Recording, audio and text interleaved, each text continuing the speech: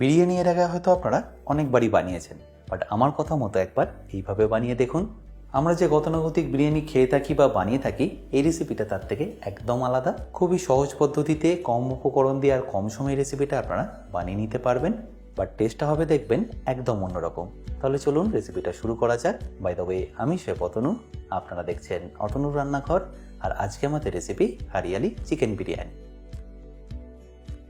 তাহলে এই হরিয়ালি চিকেন বিরিয়ানি বানানোর জন্য আমি এখানে নিয়ে নিয়েছি 2 কেজি চিকেন। চিকেনের পিসগুলো দেখুন আমি এরকম বড় বড়ই রেখেছি, খুব যে ছোট কিন্তু তা নয়, এরকম সাইজের কেটে নিলেই হবে।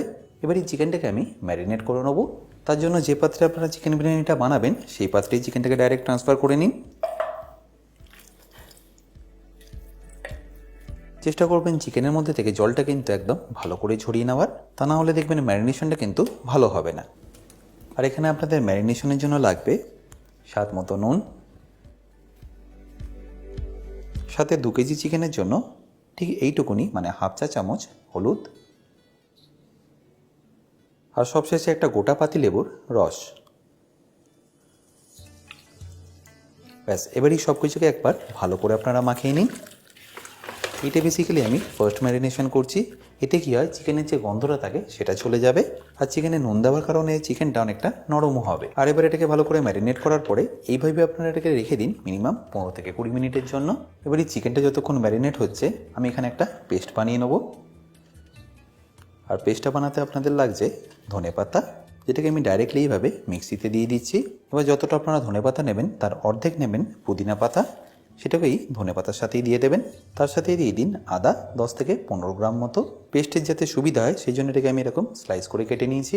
এরপর দিয়ে দিচ্ছি রসুন, এরকম বড় সাইজের রসুন হলে দিয়ে দিতে হবে 15 থেকে 20 পিস। আর তারপর ফাইনালি দিয়ে দিন কাঁচা লঙ্কা। এবার এটাকে আপনারা চাইলে জল দিয়েও পেস্ট করে নিতে পারেন, বাট যদি এইভাবে বরফ দিয়ে করতে পারেন তাহলে দেখবেন এর কালারটা একদম ইনট্যাক্ট থাকে। এবার ঢাকা দিয়ে এটাকে আমি ভালো করে পেস্ট করে নিচ্ছি। এবার পেস্টটা রেডি হয়ে গেলে আমি ডাইরেক্টলি দিয়ে দেবো চিকেনের মধ্যে। যেহেতু আমরা বরফ দিয়ে করেছি, পেস্টের কালারটা দেখুন একদম ব্রাইট গ্রিন আছে। এটাই যদি আপনারা জল দিয়ে করতেন এতক্ষণে দেখতেন এটা বেশ অনেকটাই কালো হয়ে গেছে। আর এই পেস্টটা দিয়ে দেওয়ার পরে দেখুন আর কি এখানে দিয়ে দিচ্ছি। সবার প্রথম দিয়ে দিচ্ছি 300 গ্রাম টক দই, যেটাকে দেখুন আমি আগে থেকেই ভালো করে ফেটিয়ে রেখেছি। তারপর দিয়ে দেবো বেরেস্তা। এই বেরেস্তাটা আমি আগে থেকেই বানিয়ে রেখেছিলাম। এবার এটাকে আমি ভালো করে মেখে নেব।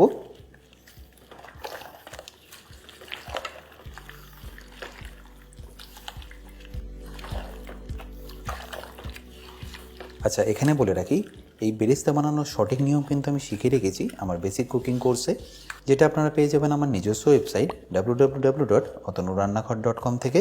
এছাড়াও সেখানে পেয়ে যাবেন প্রায় 60টারও বেশি ভিডিও, যেগুলো আপনাদের হেল্প করবে নিত্য প্রয়োজনীয় রান্নাগুলোকে আরও সুস্বাদু করে তোলার জন্য। লিঙ্কটা আমি ডেসক্রিপশানে দিয়ে রেখেছি। তাও বলে রাখি, কিনতে যদি আপনাদের কোনো রকম অসুবিধা হয় আমার সাথে এই হেল্পলাইনে যোগাযোগ করতে পারেন।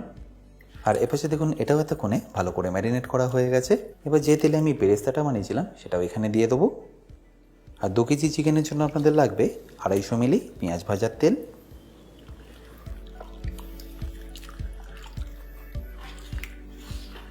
আর ভালো করে মেশানো হয়ে গেলেই আমি এর গ্যাসটা অন করে নেবো। সেই জন্যে আমি যে পাত্রে বিরিয়ানি করব সেই পাত্রেই ম্যারিনেট করে নিয়েছিলাম। প্রথমে আপনারা গ্যাসের ফ্লেমটা একদম জোরে দেবেন না, তাহলে কী হবে, দইটা কেটে যাওয়ার একটা সম্ভাবনা থাকবে। এরপর যখনই দেখবেন এইভাবে ফুটতে শুরু করেছে তখন এটাকে ভালো করে এইভাবে মিশিয়ে নিন। এরপর যখন ভালো করে মেশানো হয়ে যাবে তখন আপনারা গ্যাসের ফ্লেমটাকে হাই করে দিন।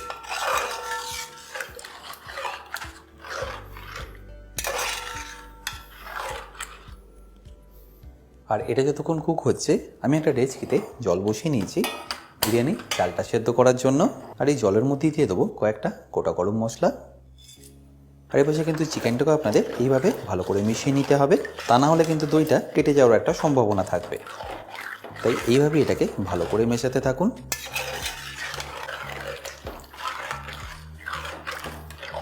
আচ্ছা, এটাও আপনাদের মনে রাখতে হবে, আপনারা যদি এটাকে স্লো ফ্লেমে করেন তাহলে এর থেকে জলটা ছেড়ে দেবে, তখন কিন্তু আর বিরিয়ানির টেক্সচারটা আপনাদের ভালো আসবে না। তাই এটাকে হাই ফ্লেমে এইভাবে ভালো করে মেশাতে থাকুন যতক্ষণ না চিকেনটা প্রায় 30 to 40% মতো কুক হয়ে আসছে। এরপর যখনই দেখবেন চিকেনটা প্রায় 30% মতো কুক হয়ে গেছে আর এইভাবে জলটা ছাড়া শুরু করছে, তখন এখানে আপনাদের দিয়ে দিতে হবে কিছু মশলা। যেমন সবার প্রথম দিয়ে দিতে হবে জিরে গুঁড়ো 2 চা চামচ,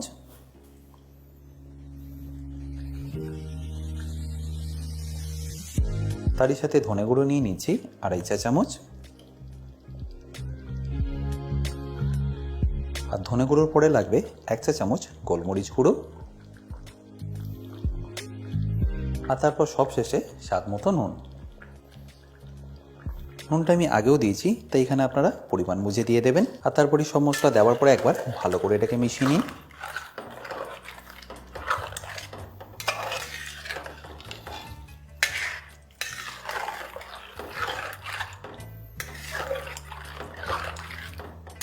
আর মশলা দেওয়ার সময় আর মশলা দেওয়ার পরে আপনারা গ্যাসের ফ্লেমটা লোই রাখবেন, তা না হলে এই সবুজ ভাবটা কিন্তু আস্তে আস্তে কালো হতে থাকবে। আর এপাশে দেখুন জলটা এখন এতক্ষণে অনেকটাই গরম হয়ে গেছে। এবার জলটার ফ্লেভারটা আরেকটু বাড়িয়ে নেওয়ার জন্য আমি এখানে দিয়ে দিচ্ছি একটু ধনেপাতা কুচি, তারই সাথে কয়েকটা কাঁচা লঙ্কা আর অল্প কয়েকটা সাজিরে। আর এরপর যখনই দেখবেন জলটা ভালো করে ফুটে গেছে, তখন এখানে দিয়ে দিন স্বাদ মতো নুন। নুনের পরিমাণটা এখানে আপনাদের একটু চড়া রাখতে হবে, তাহলে দেখবেন বিরিয়ানির চালের মধ্যে নুনটা ভালোভাবে ঢুকবে। এবার এই জলের মধ্যে আমি আগে থেকে ভিজিয়ে রাখা 1 কেজি বাসমতি চাল দিয়ে দিচ্ছি। চালটা কিন্তু আপনারা মিনিমাম আধা ঘন্টা হলেও ভিজিয়ে রাখবেন, তাহলে দেখবেন চালটা তাড়াতাড়ি সেদ্ধ হয়ে যাবে।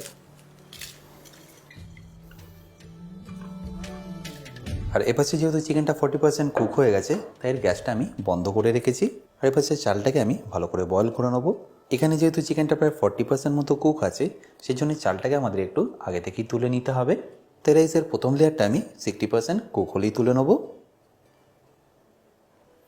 এবার দেখুন রাইসটা প্রায় 60% মতো কুক হয়ে গেছে, তাই এটাকে তুলে নিয়ে আমি চিকেনের মধ্যে দিয়ে দিচ্ছি। বাট অবশ্যইভাবে জলটা ভালো করে ঝরিয়ে নেবেন।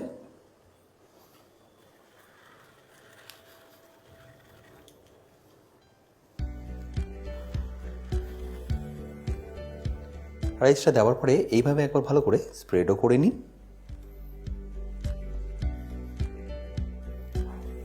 আর স্প্রেড করা হয়ে গেলে বাকি রাইসটাও এখানে দিয়ে দিন। বাট এই সময় কিন্তু রাইসটা এখন প্রায় 80% মতো কুক হয়ে গেছে। আর এই 80% লেয়ারটাই আপনাদের ওপরে রাখতে হবে। এরপর এই রাইসটাকে আপনাদের ভালো করে একবার এইভাবে স্প্রেড করে নিতে হবে। আমরা যে গতানুগতিক বিরিয়ানি বানিয়ে থাকি, তার থেকে এটা কিন্তু অনেকটাই সোজা বানানো। এবারের মধ্যে দিয়ে দিন অল্প একটু গরম মশলা, তারই সাথে একটু বেরেস্তা। আমি এখানে ঘি দিচ্ছি না, আপনারা চাইলে এখানে একটু ঘিও অ্যাড করতে পারেন। এবং সবশেষে একটু ধনেপাতা আর পুদিনা পাতা কুচোনো। এরপর আমি এখানে সিলভার ফয়েল দিয়ে চাপা দিয়ে দিচ্ছি।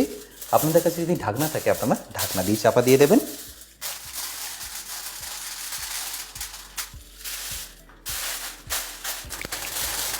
আর এইভাবে জল দিয়ে দেওয়ার কারণ হলো যাতে একটার সাথে একটা সিলভার ফয়েল ভালোভাবে আটকে যায়।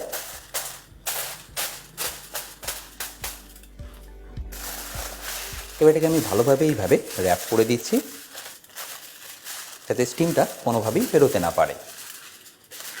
আর ভালো করে এইভাবে সিল হয়ে গেলে আমি এটাকে একটা চাটুর উপরে বসিয়ে নিয়েছি দম দেওয়ার জন্য। এবার আমি আপনাদের দম দেওয়ার টাইমিংটাও বলে দিই। প্রথমে এইভাবে হাই ফ্লেমে রাখুন 10 মিনিটের জন্য, তারপর 15 মিনিট রাখুন লো ফ্লেমে। তাহলে টোটাল রাখতে হবে আপনাদের 25 মিনিটের জন্য। আর 25 মিনিট দম হয়ে যাওয়ার পরে আপনাদের এটাকে রেস্টিংয়ে রেখে দিতে হবে আরও 15 মিনিটের জন্য। তাহলে দম দেওয়া আর রেস্টিং নিয়ে আপনাদের সময় লাগবে টোটাল 40 মিনিট। এবার টোটাল 40 মিনিট পরে আমি আপনাদের বিরিয়ানিটা খুলে দেখাচ্ছি।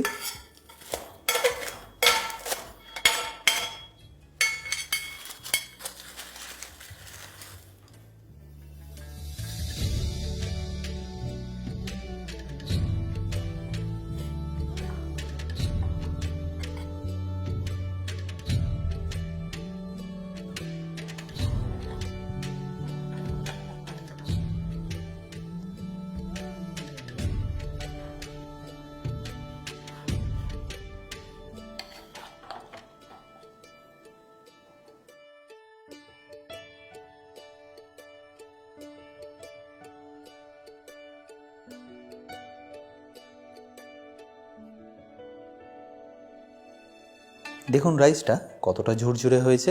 আশা করি সম্পূর্ণ রেসিপিটা আপনাদের নিশ্চয়ই ভালো লেগেছে। আর ভালো লাগলে প্রতিবারের মতো আমাকে কিন্তু কমেন্টে জানাতে ভুলবেন না। বাই দ্য ওয়ে, আমি শেফ অতনু, আপনারা দেখছিলেন অতনু রান্নাঘর। দেখা হচ্ছে আপনাদের সাথে একটা নতুন রেসিপি নিয়ে নেক্সট এপিসোডে। ভালো থাকবেন, সুস্থ থাকবেন।